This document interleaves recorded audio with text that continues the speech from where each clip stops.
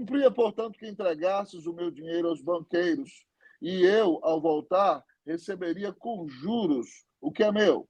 Tirai-lhe, pois, o talento e dai-o ao que tem 10. Porque a todo o que tem se lhe dará e terá em abundância. Mas ao que não tem, até o que tem lhe será tirado.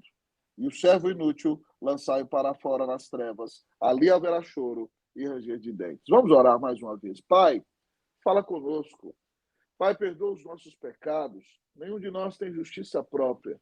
Pelo contrário, Deus, nós somos pecadores. Mas nós confiamos na obra do Senhor Jesus, que nos purifica de todo pecado. Então, confessamos os nossos pecados ao Senhor e pedimos que nos limpes e nos laves e nos enchas do Espírito Santo e nos moldes à imagem de Cristo Jesus. Pai, Cristo é tudo que temos. Ó Senhor, Ele é o nosso maior tesouro. Então, Pai, que Ele mesmo, que é o autor desta mensagem, brilhe diante destes jovens tão preciosos da sociedade cristã acadêmica da Universidade de Brasília. Fala poderosamente ao nosso coração e abençoa a nossa vida. Nós oramos em nome de Jesus. Amém. Eu disse a vocês que essa parábola tão inusitada nos ensina a como administrar os recursos de Deus, ou seja, todos os bens que o Senhor confiou às nossas mãos entre a primeira e a segunda vinda de Cristo. E para interpretarmos bem a parábola, é importante que nós entendamos alguns aspectos da mesma. Quando você olha para a parábola, o Senhor Jesus é o grande proprietário de terra, que tem os seus bens e reparte com os seus servos, e vai para um lugar muito, muito distante e volta depois de muito tempo de uma maneira surpreendente. Ao olharmos para o texto, nós percebemos que os servos somos nós, todos aqueles que recebemos dons e talentos advindos da mão do Senhor neste tempo que a teologia chama de parousia, ou os últimos tempos entre a primeira e a segunda de Jesus. Um talento, que o texto fala, naqueles dias, um talento de ouro equivalia a 20 anos de trabalho, de salário, de um trabalhador que recebia salário mínimo. Então, um talento era uma fortuna para aqueles dias. Um talento de prata equivalia a um ano de trabalho. Eu creio, sinceramente, que quando Jesus fala de talentos, está falando de grandes riquezas e nós podemos aplicar, então, a talentos de ouro. E, ao olhar para a história comigo, você se lembra bem, então aqui está esse senhor poderoso, um homem muito rico, que resolve ir para uma terra muito distante, e ele chama os seus servos e reparte com eles os seus talentos, parte da sua fortuna. A um ele dá 5 talentos, a outro dá 2, a outro ele dá 1. E ele vai embora. E aquele, então, que tem 5 talentos, sai imediatamente a negociar e ganha outros 5. O que tem 2, vendo o primeiro fazer a mesma coisa, negocia também e ganha mais 2. Mas o que tem 1 fica com medo, abre um buraco na terra, sepulta o talento e não faz nada. Depois de muito tempo, vem o senhor daqueles servos. E a palavra nos diz que aquele que tinha 5 talentos chega para ele e diz: Senhor, confiaste-me 5 talentos, eis aqui outros 5 que ganhei. O que tinha 2 fez a mesma coisa, e a ambos o Senhor disse: muito bem, servo bom e fiel. Foste fiel no pouco, sobre o muito eu te colocarei, entra no gozo do teu Senhor. Mas houve um que foi incrédulo e devolveu o seu talento, chamando o Senhor de homem severo. Esse homem foi repreendido, perdeu o talento e depois lançado foi nas trevas. Essa parábola maravilhosa nos ensina a como administrar os recursos de Deus. Em primeiro lugar, meus queridos jovens da sociedade cristã acadêmica, a primeira lição que o texto nos dá é a seguinte: como administrar os recursos de Deus? Em primeiro lugar, o texto diz: reconheça a fonte. Como administrar os recursos de Deus? Reconheça a fonte.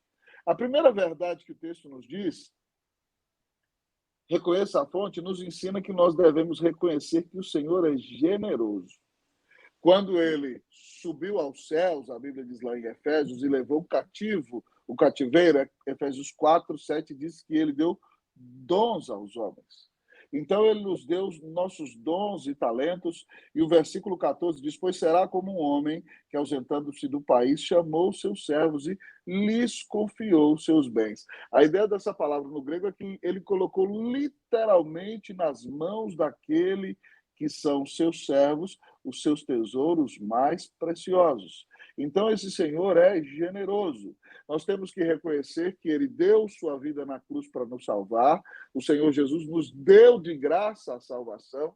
E se não bastasse esse grande perdão de pecados, essa salvação maravilhosa e a vida eterna, ele ainda nos dá dons, nos dá talentos, nos dá família, nos dá bênçãos espirituais maravilhosas, nos dá a possibilidade de estudar e, além de tudo, nos dá o perdão de pecados, e cada um de nós tem dons e talentos diferentes recebidos das mãos do Senhor Jesus. Então, em primeiro lugar, como administrar os recursos de Deus? Reconheça a fonte. Reconheça que o Senhor é generoso, ele subiu aos céus, te deu a salvação, te deu o perdão de pecados, te dá sustento, te dá família e te dá dons espirituais, talentos únicos, para que você seja uma bênção nas mãos dele, cada um com uma profissão, com um chamado, com uma área distinta para servir. Tudo isso vem da mão do Senhor para abençoar você. Mas ao reconhecer a fonte, além de reconhecer que o Senhor é justo, você reconhecer que o Senhor é generoso, você precisa reconhecer que o Senhor é justo. Porque o versículo de número 15 diz que ele deu 5 talentos a um, 2 talentos a um e 1 talento a outro, e diz que ele deu a cada um conforme a sua própria capacidade. Então, isso significa que o Senhor é justo. O Senhor nunca vai pedir de você, nem de mim, algo além da capacidade que ele me deu. Eu acredito que esse versículo 15 aqui é a cura para duas grandes enfermidades. Em primeiro lugar, é a cura para o complexo de autoestima. Porque você nunca pode dizer, pobrezinho, coitadinho de mim, meu irmão é melhor do que eu. Não, não, não, não, não, não, não. Cada um de nós tem pelo menos um dom e talento. E é importante entender que cada um vai ser cobrado conforme a responsabilidade que recebeu das mãos do Senhor. Deus não vai cobrar da Esther o resultado que ele vai cobrar da Isabelle. Deus não vai cobrar do Alex o resultado que ele vai cobrar do Douglas. Querido amigo e irmão, cada um de nós tem 12 talentos diferentes. E aí, então, também não há lugar para o orgulho e para a soberba, porque nós não escolhemos os 12 talentos que temos. Você não escolheu a família em que ia nascer, você não escolheu a cor da sua pele, você não escolheu o seu sexo, você não escolheu nada disso. Tudo isso já veio no pacote que Deus te deu. Você não escolheu nem o lugar em que nasceu, nem as habilidades e dons que tem. Então, você tem que entender que o Senhor te dá conforme a sua própria capacidade e não vai pedir a você nada além da sua própria capacidade. E aí o texto nos diz que, ao reconhecer a fonte, nós reconhecemos que o Senhor é generoso e que ele é justo. Mas quem reconhece o Senhor, então, a sua bondade, a sua graça, o seu amor e a sua misericórdia, essa pessoa vai trabalhar. Aquele que entendeu o tamanho da bênção que recebeu e entendeu que o Senhor confiou nele e deu a ele 5 talentos, o que era uma grande fortuna, porque equivalia provavelmente a 100 anos de salário mínimo. Esse homem não cruzou os braços. Ele reconheceu o grande amor do Senhor e os talentos que o Senhor confiou aos cuidados dele e saiu imediatamente para negociar. Eu não sei, pessoal, né? Vou brincar com vocês aqui, se ele investiu na Bolsa de Jerusalém, nem tinha Bolsa de Jerusalém, né? Se ele comprou o maior supermercado de Israel, ou se ele, de repente, comprou um campo cheio de oliveiras e que estavam a ponto de serem colhidas, e ele então extraiu o azeite, vendeu. Nós não sabemos o que ele fez. Mas a grande verdade é que ele pegou os talentos que tinha, saiu e negociou e ganhou outros 5. Quem reconhece a bondade e o amor do Senhor para consigo, não cruza os braços, mas vai estender as mãos e colocar a sua vida diante de Cristo Jesus para frutificar. E aquele que tinha 2, vendo aquele que fez 5, fez a mesma coisa, porque reconheceu a bondade do Senhor. Ele consagrou toda a sua vida ao Senhor e foi multiplicar os dons e talentos que Deus confiou nas suas mãos. Mas aí, ao pensar nesse ponto sobre o reconhecimento da fonte, aquele que não reconhece a bondade do Senhor vai ser um mal agradecido e não vai fazer nada. E isso foi o que aconteceu com aquele que aparece lá no versículo de número 18. O texto diz que o que recebeu um talento saiu, abriu uma cova e escondeu o dinheiro do seu senhor. Então, se você quer administrar bem tudo aquilo que Deus confiou nas suas mãos, a sua própria vida, se você é casado, o seu casamento, se você é pai, o relacionamento com seus filhos, se você é filho, o relacionamento com seus pais, com seus irmãos, se você trabalha, além de estudar, o seu trabalho, a sua responsabilidade na universidade e o seu chamado para ser um discipulador, um pregador, um evangelista, um líder de grupo pequeno, ou até um presbítero, um diácono, não sei se há pastores aqui no grupo também, mas cada um de nós tem que reconhecer que tudo que tem vem das dadivosas mãos do Senhor, que nos amou e deu a vida na cruz para nos salvar. Se nós reconhecemos que o Senhor é generoso, nós vamos nos alegrar nele. Se nós reconhecemos que o Senhor é justo, nós não andaremos com problema de baixa autoestima nem de soberba, porque ele não vai nos pedir nada além da capacidade que ele nos deu e tudo que temos vem da mão dele.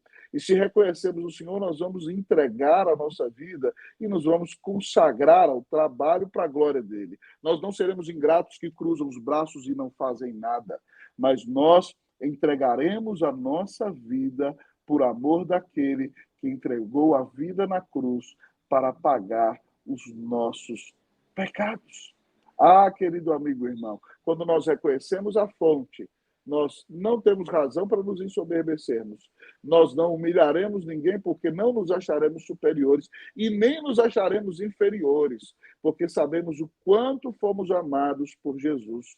E entenderemos que a nossa vida custou o preço do sangue do eterno Filho de Deus, e que nunca ninguém nos amou como ele, e que nós somos preciosos para ele, e ele mesmo disse que das mãos dele ninguém nos pode arrebatar.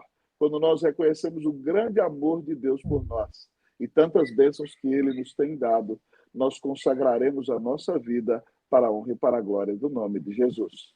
Ah, quem reconhece a fonte nunca vai buscar glória para si, vai buscar glória para o Senhor. Alguns anos atrás, pessoal, eu li um livro de um pastor muito famoso nos Estados Unidos, que é um acadêmico também, o reverendo Timothy Keller. E ele conta no seu livro Igreja Centrada, a metodologia que ele usa na sua igreja, é um livro de centenas de páginas, mas no final do livro, ele conta a história do jumentinho que levou Jesus no domingo de Ramos para Jerusalém. É uma história fictícia, escrita pela missionária Elizabeth Elliot, esposa de Jim Elliot, que morreu assassinado pelos índios Aucas no Equador. Então, é uma parábola que ela inventou, não está no Novo Testamento, mas é muito interessante. Ela disse o seguinte, que aquele jumentinho no qual Jesus montou no domingo de Ramos para entrar em Jerusalém ficou muito impressionado, porque Jesus montou nele, e aí as pessoas colocavam palmas no chão, colocavam vestes e diziam, Hosana, bendito que vem em nome do Senhor, Hosana, Hosana, Hosana ao filho de Davi. E o jumentinho se confundiu e achou que os louvores eram para ele. No domingo à noite, depois daquele momento maravilhoso, ele voltou para casa. E aí, na segunda-feira, ele amanheceu logo cedo e disse, nossa, ontem eu fui em Jerusalém e o pessoal me tratou tão bem, me disseram bendito que vem em nome do Senhor, colocaram palmas, roupas e louvaram a Deus pela minha vida. Já sei o que farei, voltarei de novo a Jerusalém nesta segunda-feira, onde serei muito bem tratado. E aí, então, ele voltou na segunda-feira a Jerusalém. E quando ele entrou em Jerusalém, ninguém olhou para ele. E ele começou a zurrar, e foi totalmente desconsiderado. E ele disse, esses seres humanos são muito esquisitos. No dia de ontem eu entrei aqui, eles cantaram para mim, me louvaram, e agora eles nem me reconhecem. Já sei o que farei. Irei para o mercado de Jerusalém, onde as vielas são bem pequenas, e lá me reconhecerão e cantarão para mim. E ele então entrou nas vielas do mercado de Jerusalém e começou a zurrar, e ninguém o reconhecia, e ele começou a atrapalhar. Por fim, alguém bateu nele e falou, sai daqui, seu jumento! E ele voltou para casa muito triste, muito deprimido. Então a mamãe jumenta olhou para o jumentinho e falou, meu filho jumentinho, por que você está tão triste? E ele disse, mamãe, esses seres humanos são muito estranhos. Ontem eu entrei em Jerusalém, eles cantaram para mim, colocaram suas vestes para que eu pisasse em cima, diziam, Hosana, bendito que vem em nome do Senhor. Hoje eu entrei em Jerusalém, eles não só não me consideraram, me maltrataram, me bateram e me expulsaram de lá. A mamãe jumenta olhou para ele e falou assim, jumentinho bobinho, ontem você estava montado pelo rei, hoje você foi sozinho. Ontem você estava acompanhado e dominado pela presença do rei.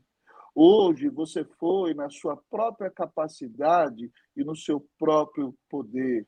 Você precisa entender que sem o Rei Jesus você não é nada. Sem Jesus você não passa de um jumento.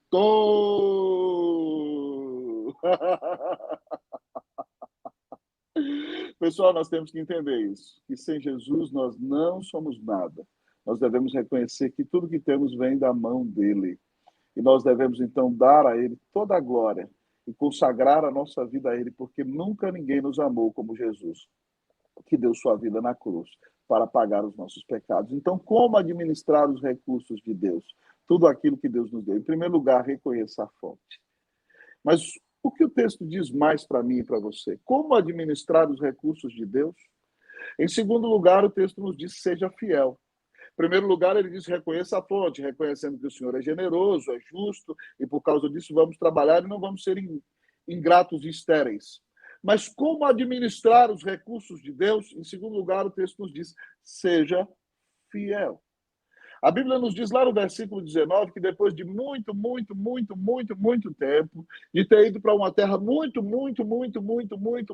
distante, voltou o Senhor daqueles servos. E diz o texto que ele queria ajustar contas com eles. Essa palavra usada no grego para ajustar contas é literalmente ajuntar os seus dinheiros, apurar o resultado daquilo que ele deu para eles. Ele queria ver qual era o lucro.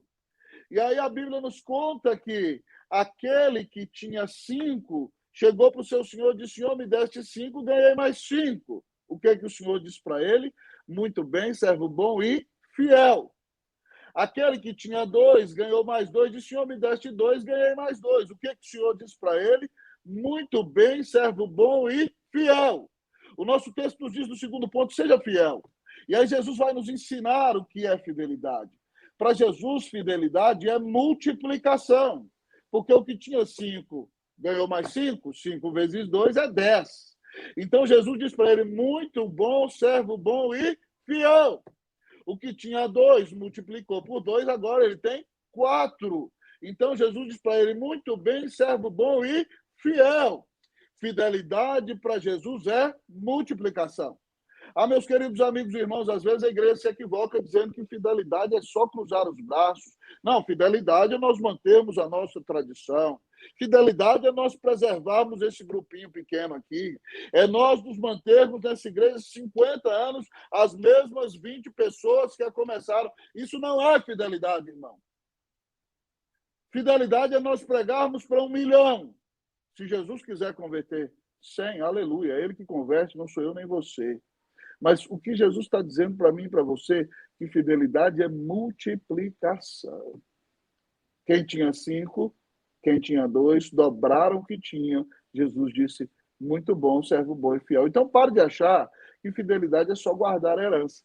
Eu venho de uma denominação que ama a sua teologia e eu sou um pastor presbiteriano convicto. Eu amo a teologia que eu aprendo, né, e que eu ensino na igreja que eu sou pastor. Mas, querido amigo e irmão, nós temos sim que guardar a verdade da palavra de Deus. E isso é ser fiel num certo aspecto. Mas no conceito de Jesus, ser fiel é muito mais do que isso. No conceito de Jesus, fidelidade é multiplicação. É fazer render tudo aquilo que ele colocou na sua mão.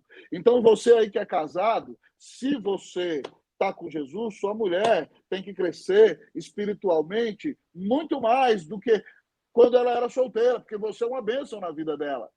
Se você é um empresário, os seus funcionários têm que ter possibilidade de trabalho e a sua empresa tem que crescer para abençoar muitos, para a honra e para a glória do nome de Jesus.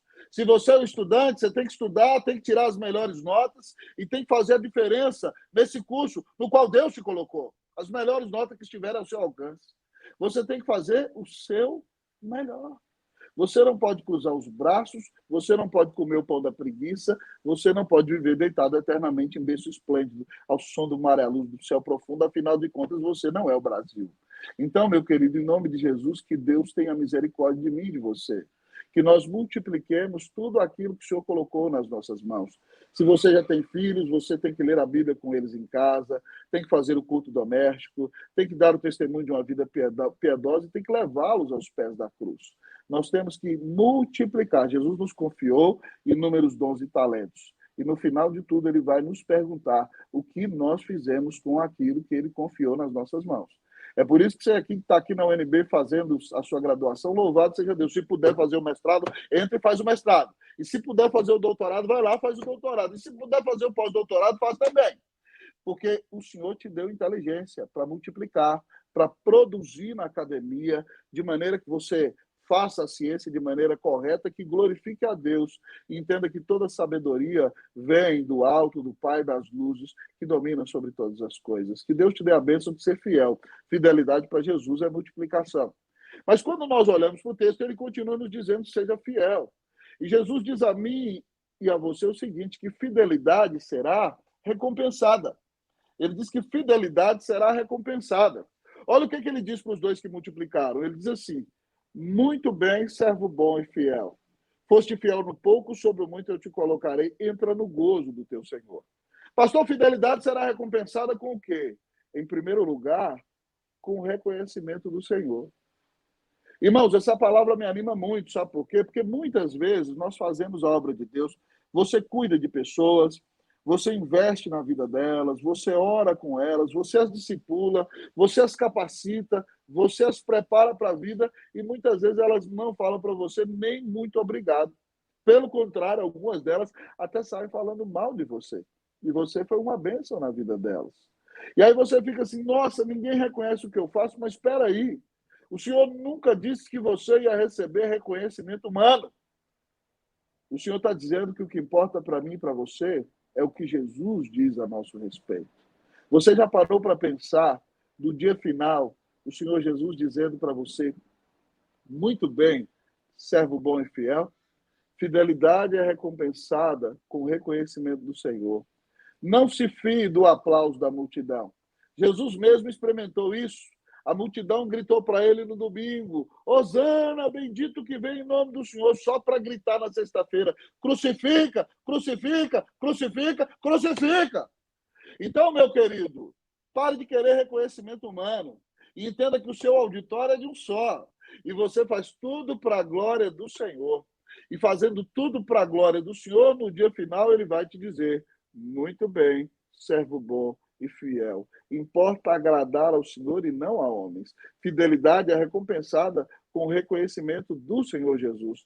Não procure elogios humanos. Você quer ouvir o que o Senhor Jesus tem a dizer a seu respeito. Mas o texto nos diz que fidelidade é recompensada não somente com o reconhecimento do Senhor, mas com o aumento de responsabilidade. Ele diz assim, foste fiel no pouco, sobre o muito eu te colocarei. O que tinha 5, ganhou mais 5, agora ele tem 10. O que tinha 2 foi fiel, multiplicou, agora tem 4. Então, o Senhor Jesus, quando nos recompensa, ele nos recompensa com aumento de responsabilidade. Às vezes você faz parte de um grupo de colegas, e um colega foi lá, trabalhou, se destacou e ocupou uma posição de liderança. Não fique com inveja do seu colega. Faça o seu melhor, para que na hora certa o Senhor também te coloque sobre o muito. Ele diz, foste fiel no pouco, sobre o muito eu te colocarei. Não fique se preocupando com quem tem muito. Se Deus te deu pouco, seja fiel no pouco. Eu creio que esse princípio já vale para aqui. Mais na eternidade ainda. Se nós formos fiéis na nossa mordomia aqui, o Senhor diz que vai nos dar maior responsabilidade lá onde Ele nos salvou pela sua graça.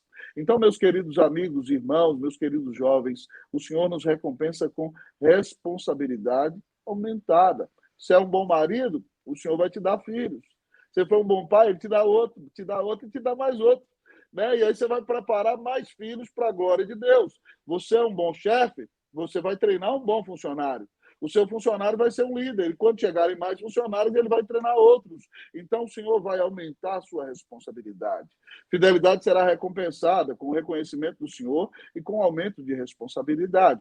Mas o texto nos diz que a maior bênção que nós vamos ter, e essa não é pela nossa fidelidade, é por causa da obra de Jesus, é a bênção de estar na alegria eterna do Senhor Jesus. Ele diz: entra no gozo do teu Senhor. Você vai estar na festa de Jesus. Vocês que estão aqui, alguns foram adolescentes há pouco tempo. E, de repente, quando alguém na escola fazia uma festa e convidava todo mundo e não convidava você, você ficava muito triste. O que Jesus está dizendo aqui é o seguinte: você vai estar na festa dele. É por causa da obra dele na cruz. Os frutos demonstram que você é salvo. Certo? Você é salvo pela graça mediante a fé, por causa da obra de Jesus. Mas os seus frutos demonstram que você foi salvo.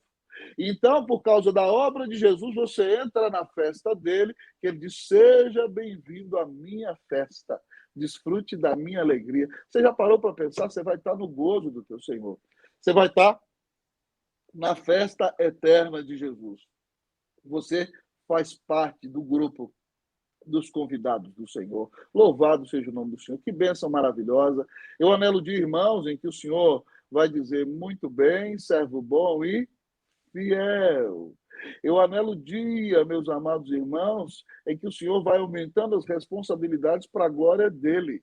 Mas o que eu mais anelo é estar no gozo do meu Senhor e poder ver meu Rei Jesus face a face, porque ele morreu por mim. Eu não sei se conseguirei ficar de pé na presença dele, porque ele é extremamente glorioso.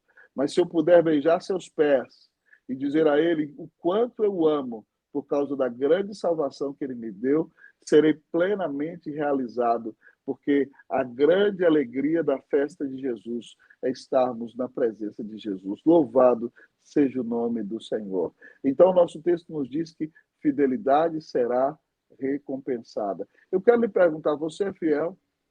Você tem sido fiel no seu relacionamento com o Senhor? Você lê sua Bíblia todos os dias? Você ora todos os dias? Você ora com seu cônjuge ou com seu namorado, com a sua namorada? Você tem lutado para viver uma vida piedosa e santa dentro desse namoro, para a glória de Deus? Tem buscado ser fiel? Nos seus estudos, você é fiel? Você se dedica, usa a sua inteligência, faz o melhor, entende que você é um representante de Jesus aí na UNB e tem que marcar e fazer a diferença porque você é de Jesus e vive para a glória do Senhor. Se você trabalha, você é o melhor funcionário, você dá testemunho, você inspira as pessoas que estão ao seu redor. O que você tem feito com aquilo que o Senhor te confiou? Seja fiel. Que Deus faça de você um jovem fiel, uma jovem fiel, em nome de Jesus. Mas, em último lugar, porque o nosso horário já vai avançando, nós vamos aprender, então, como administrar os recursos de Deus. O texto nos diz, em primeiro lugar, reconheça a fonte. Em segundo lugar, seja fiel. Em terceiro lugar, fuja da incredulidade. Em terceiro lugar, fuja da incredulidade. O texto nos conta que houve um que sepultou o seu talento. E quando o senhor dele voltou, ele disse o seguinte para o seu senhor, versículo 24. Chegando por fim o que receberam um talento, disse: Senhor, sabendo que és homem severo, que ceifas onde não semeaste e ajuntas onde não espalhaste, receoso, a palavra receoso aqui é de onde vem a nossa palavra fobia, tremendo de medo, fobel é o verbo no grego. Escondi na terra o teu talento, aqui tens o que é teu. E o Senhor disse a ele: servo mau e negligente, diz assim o Senhor, sabia que ceifa onde eu semeei e ajunto onde não espalhei? Cumpria, portanto, que entregasse o meu dinheiro aos banqueiros, e eu, ao voltar, receberia com juros o que é meu. Tomai o talento e dai ao que tem 10, porque o que tem se lhe dará e terá em abundância. Mas aquele que não tem, até aquilo que tem lhe será tirado. Querido amigo e irmão, este homem é um incrédulo. Jesus disse aqui que incredulidade, querido amigo e irmão, vai ser penalizada. Fuja da incredulidade, que ela vai ser penalizada. Ele chega e diz para o Senhor: pastor, por que ele é um incrédulo? Ele diz, olha o que ele diz para o Senhor: Senhor, sabendo que és homem severo. Essa palavra severo aqui É a palavra de onde vem a nossa palavra esclerosado em português. Sabendo que o Senhor é um bruto, um homem intratável. O que está acontecendo aqui? Ele não reconhece, pessoal. Ele não reconhece a bondade do Senhor. Ele não reconhece a bondade do Senhor. Ele diz, sabendo que és homem severo, ele chama o Senhor de injusto. Ele diz para o Senhor que ceifas o que não semeaste, ou seja, o Senhor quer colher aquilo que o Senhor não plantou. E o Senhor quer juntar no seu celeiro a semente que o Senhor não espalhou. Então ele chama o Senhor Jesus aqui e o próprio Deus de maldoso, de um Deus mau e um Deus injusto. E aí ele diz, porque o Senhor é mau e injusto, eu fiquei com medo e sepultei o seu talento na terra. Então, ainda que ele estivesse no meio do povo de Deus, ele revela que ele é um incrédulo, porque ele não reconhece a salvação que recebeu, não reconhece o perdão de pecados, não reconhece o amor do Senhor, não reconhece que o Senhor deu o Espírito Santo para ele, não reconhece os dons e talentos que Deus lhe deu. Então, ele é um incrédulo, ainda que esteja no meio do povo de Deus. Ele chama Deus de mau. Quem acha que Deus é mau não crê na salvação de Jesus. E ele chama Deus de injusto. Ele diz que Deus quer colher o que não plantou e ajuntar o que não espalhou. Então, o Senhor diz para ele o seguinte. Por isso nós temos que fugir da incredulidade. O Senhor o penaliza e diz para ele, servo mau e negligente. O Senhor diz para ele, malvado é você, indolente e preguiçoso. Aí o Senhor usa de ironia para com ele. Fala assim, você sabia que eu ceifo onde não semeei e ajunto o que eu não espalhei? Se você achasse que eu sou injusto, então, ele diz, você deveria ter pegado meu dinheiro e investido no banco. Pegar o meu talento e dar aos banqueiros e eu ia receber com juros o que é meu. Então, a incredulidade, meu querido amigo e irmão, vai ser penalizada por Jesus no dia final. E ela é penalizada com a terrível repreensão do Senhor, mas também com a perda de responsabilidade, porque Jesus diz, tirai o talento dele e dai ao que tem dessa. Porque ao que tem, dará e terá em abundância. Ou seja, quem dá fruto, Jesus dá mais responsabilidade. E aquele que não tem, que não dá fruto nenhum, vai ser tirado dele. E aí, meu querido amigo e irmão, o texto nos diz que a incredulidade é penalizada com a repreensão do Senhor, é penalizada com a perda de responsabilidade, mas porque ele era um não crente, ou seja, ele não cria na salvação, para ele Deus é mau, a incredulidade vai ser penalizada com o inferno da ira de Deus. A Bíblia diz o seguinte, no versículo 30, e o servo inútil lançai-o para fora, ali haverá choro e ranger de dentes. Pastor, o que é isso? O texto está dizendo, então, que eu sou salvo pelas boas obras? Não, você é salvo pela obra de Jesus, pela graça de Deus, mediante a fé na obra de Jesus. Mas você é penalizado pela sua falta de obras e pelas suas más obras, porque quem tem más obras demonstra que não creu em Cristo e, na verdade, nunca foi convertido. E há pessoas que estão na igreja e nunca foram convertidas. E a sua falta de fruto demonstra que elas não têm Cristo no coração. E porque elas não têm Cristo no coração, elas vão ser lançadas no inferno eterno da ira de Deus. Ah, meu querido amigo e irmão, você é incrédulo? O que você tem feito com o que o Senhor tem dado? Eu sei que vocês aí na UNB enfrentam debates muito interessantes, ainda mais nos dias em que a fé cristã é tremendamente questionada. E certa vez, na cidade de Londres, no famosíssimo Hyde Park, quem conhece Londres sabe desse parque mais que centenário, e ali há alguns coretos onde os metodistas antigos pregavam. E certo dia de verão em Londres, muito calor, quem conhece Londres sabe que é uma cidade cinza, chuvosa, muito fria na maior parte do tempo no ano inteiro. Mas no verão faz calor e todo mundo vai para o parque. E um dia, então, o Hyde Park estava lotado, pessoal, e chegou ali um orador. E aquele orador, né, da linha de Richard Dawkins, subiu no coreto e começou a dizer, dizem que há Deus, mas eu não o vejo. Dizem que Deus criou o sol e o mundo para a sua glória, mas eu não o vejo. Dizem que Cristo veio a este mundo, morreu na cruz e ressuscitou, mas eu não o vejo. Dizem que Jesus Cristo virá em glória, estabelecerá o seu reino e salvará a todos que nele creem, mas eu não o vejo. E parte do populacho que ali estava disse, aplaudia aquele orador. passava por ali um cego, que depois de ouvir o orador com a sua muleta, foi tateando e pediu, por favor, subam-me ao coreto. E então o cego, depois de segurar então no coreto, começou a dizer, dizem que essa é a tarde mais bonita do ano em Londres, mas eu não o vejo. Dizem que a grama, os pastos do do Hyde Park estão verdinhos e mais lindos do que nunca, mas eu não o vejo. Dizem que as pessoas estão sorrindo e estão brincando e se divertindo num momento de grande alegria nesta tarde, mas eu não o vejo. Como vocês podem perceber, eu não passo de um cego. O fato de que você não veja algo não significa que não existe. Talvez você não tenha olhos espirituais para ver. E você precisa nascer de novo para deixar de ser um incrédulo e para crer em Jesus. E fugindo da incredulidade, você vai receber de graça a salvação, a vida eterna, e vai estar firmemente na presença do Senhor, perdoado de seus pecados, porque Cristo te amou e deu a vida na cruz para te salvar. Arrependa-se dos seus pecados hoje.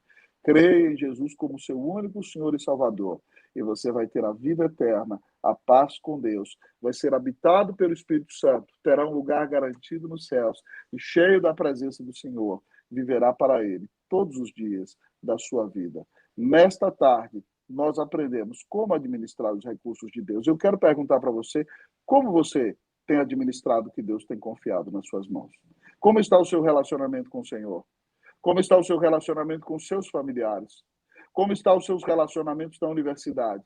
Como está o seu relacionamento na igreja em que você frequenta? Como está o seu relacionamento no seu trabalho?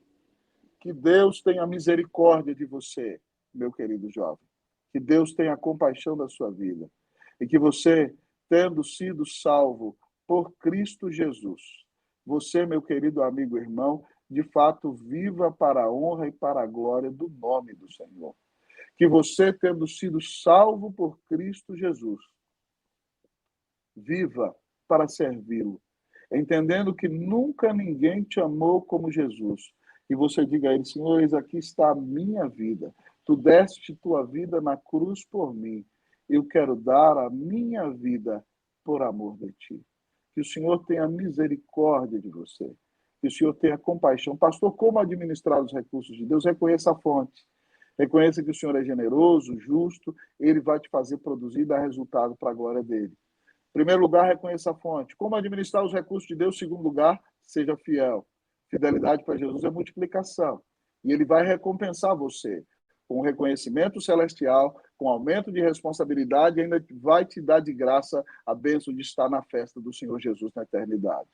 Mas, pastor, como administrar os recursos de Deus? Fuja da incredulidade, porque a incredulidade vai ser penalizada com a repreensão do Senhor, com a perda de responsabilidade e com o alijamento eterno do nosso Senhor Jesus Cristo e do seu povo.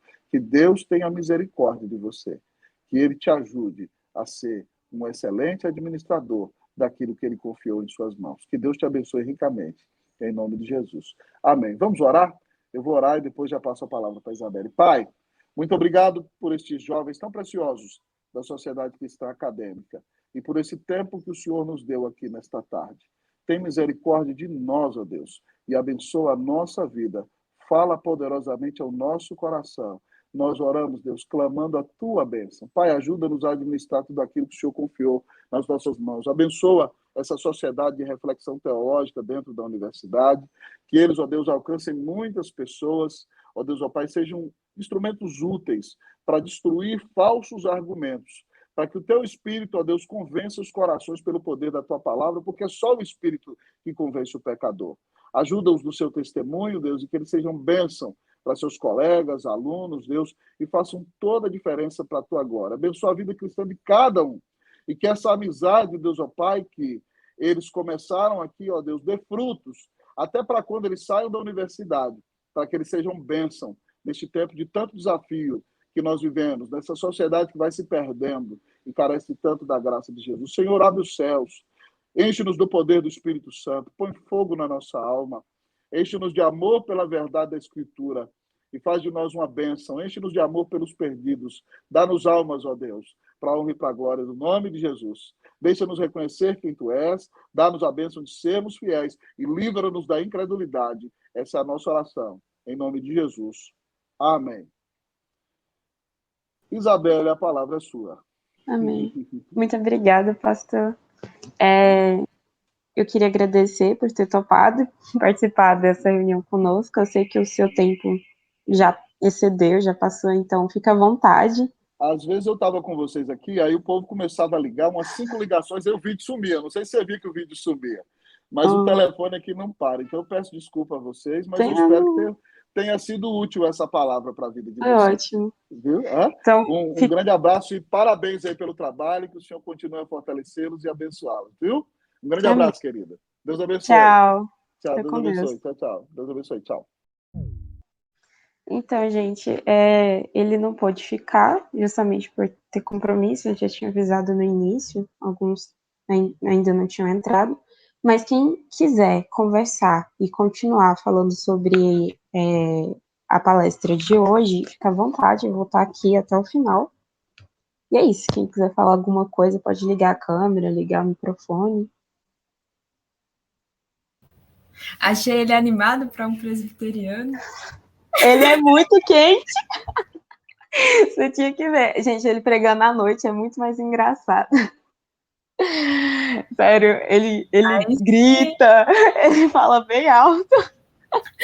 Acho que ele tá... Eu não vou mentir não, hein? Eu gostei muito, assim, justamente por causa dessa vibe, assim, porque realmente, pô, é uma palestra, mas o cara conseguiu ser bem pastorzão, assim, sabe? Bem pregaçãozona mesmo, assim, sabe?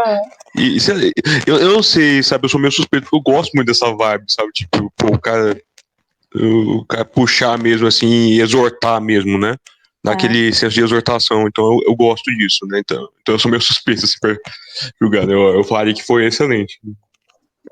Enquanto eu prestava atenção, eu tava pensando, gente, não tinha como falar de missões sem pregar, né? E ele fez exatamente isso. E eu achei muito interessante como ele aplicou isso para nossa realidade, né? Como estudantes, como pessoas que ainda estão no início da vida, ainda estão descobrindo quais são os seus dons e talentos, qual que é o seu chamado. Enfim, eu achei isso muito legal. Mas alguém tem algo a dizer?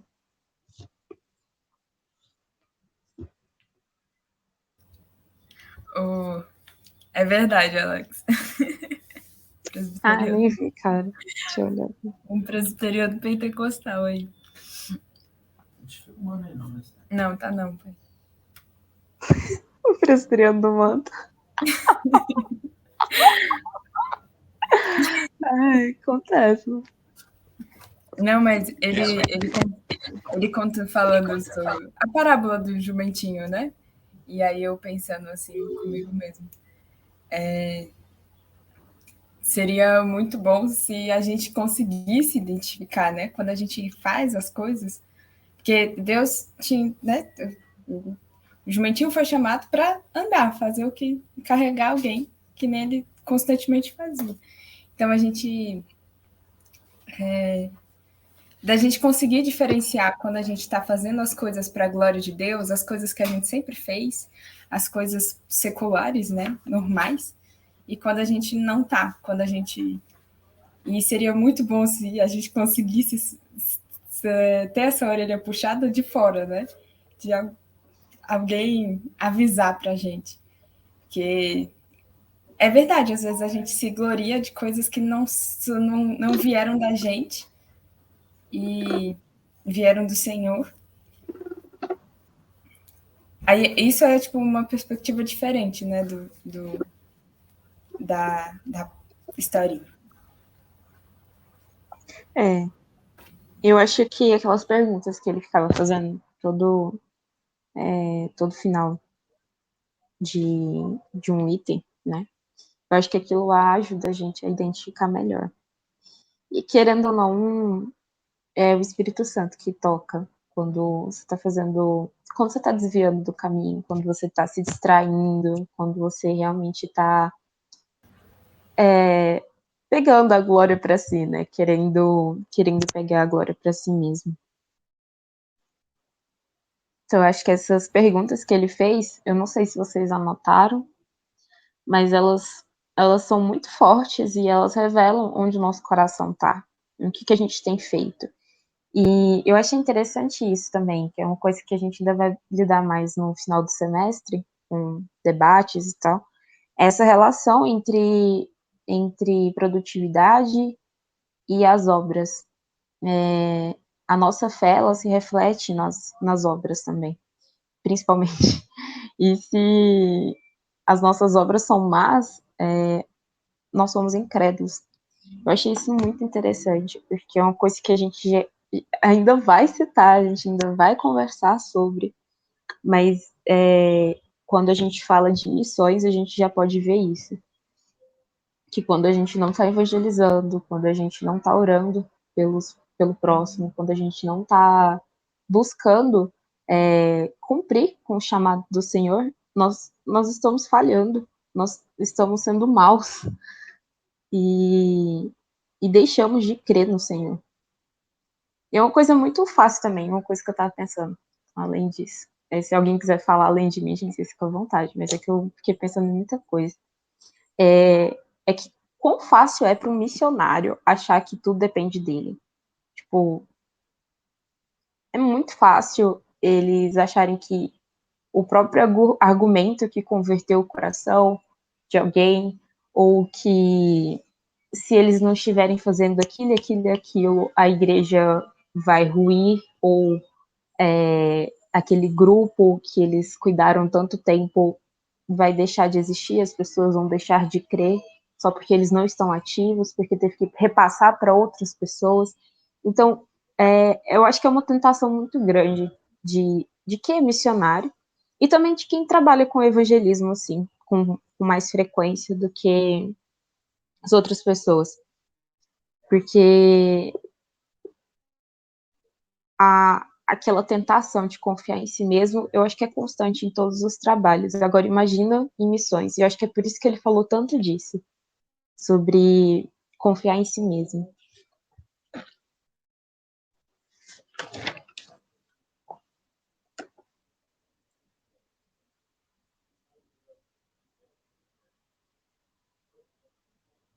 Mais alguém quer falar? Ou eu posso encerrar aqui?